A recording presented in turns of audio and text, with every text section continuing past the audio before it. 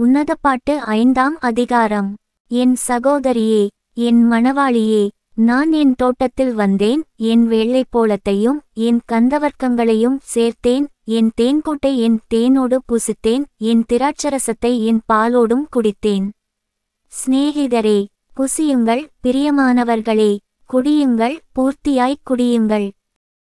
நான் நித்திரை பண்ணினேன், என் இதயமோ விழித்திருந்தது, கதவைத் தட்டுகிற என் நேசரின் சத்தத்தை கேட்டேன். என் சகோதரியே, என் பிரியமே, என் புறாவே, என் உத்தமியே, கதவைத் திற. என் தலை பனியினாலும் என் தலைமயிர் இரவில் பெய்யும் தூறலினாலும் நனைந்திருக்கிறது என்றார். என் வஸ்திரத்தை கழற்றி போட்டேன், நான் எப்படி அதை திரும்பவும் உடுப்பேன்? என் பாதங்களை கழுவினேன், நான் எப்படி அவைகளை திரும்பவும் அழுக்காக்குவேன் என்றேன். என் நேசர் தமது கையை கதவு துவாரத்தின் வழியாய் நீட்டினார். அப்பொழுது என் உள்ளம் அவர் நிமித்தம் பொங்கினது. என் நேசருக்கு கதவை திறக்க நான் எழுந்தேன். பூட்டின கைப்பிடிகளில் மேல் என் கைகளிலிருந்து வெள்ளைப்போளமும் என் விரல்களிலிருந்து வாசனையுள்ள வெள்ளைப்போளமும் வடிந்தது. என் நேசருக்கு கதவை திறந்தேன், என் நேசரோ இல்லை, போய்விட்டார். அவர் சொன்ன வார்த்தையால் என் ஆத்துமா சோர்ந்து போயிற்று.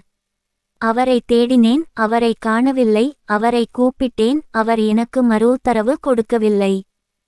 நகரத்தில் திரிகிற காவலாளர் என்னைக் கண்டு என்னை அடித்து என்னை காயப்படுத்தினார்கள். அலங்கத்தின் காவற்காரரோ என்மேலிருந்த என் போர்வையை எடுத்துக்கொண்டார்கள். எருசலேமின் குமாரத்திகளே, என் நேசரை கண்டீர்களானால் நான் நேசத்தால் சோகமடைந்திருக்கிறேன் என்று அவருக்குச் சொல்லும்படி உங்களை ஆணையிடுகிறேன். ஸ்திரீகளுக்குள் ரூபவதியே, மற்ற நேசரைப் பார்க்கிலும் உன் நேசர் எதில் விசேஷித்தவர்?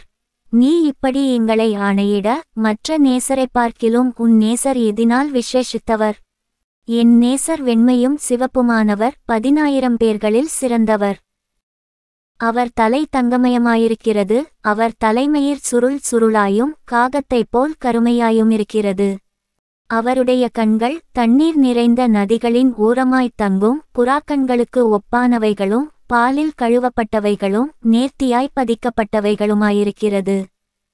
அவர் கன்னங்கள் கந்தவர்க்கப்பாத்திகளைப் போலவும் வாசனையுள்ள புஷ்பங்களைப் போலவும் இருக்கிறது. அவர் உதடுகள் லீலி புஷ்பங்களைப் போன்ற வாசனையுள்ள வெள்ளைப்போளம் அதிலிருந்து வடிகிறது. அவர் கரங்கள் படிகப்பச்சை பதித்த பொன் வளையல்களைப் போலிருக்கிறது. அவர் அங்கம் இந்திரநீல இரத்தினங்கள் இழைத்த பிரகாசமான யானை தந்தத்தைப் போலிருக்கிறது. அவர் கால்கள் பசும்பொன் ஆதாரங்களின் மேல் நிற்கிற வெள்ளைக்கல் தூண்களைப் போலிருக்கிறது. அவர் ரூபம் லீபனோனைப் போலவும் கேதுருக்களைப் போலவும் சிறப்பாயிருக்கிறது. அவர் வாய் மிகவும் மதுரமாயிருக்கிறது. அவர் முற்றிலும் அழகுள்ளவர்.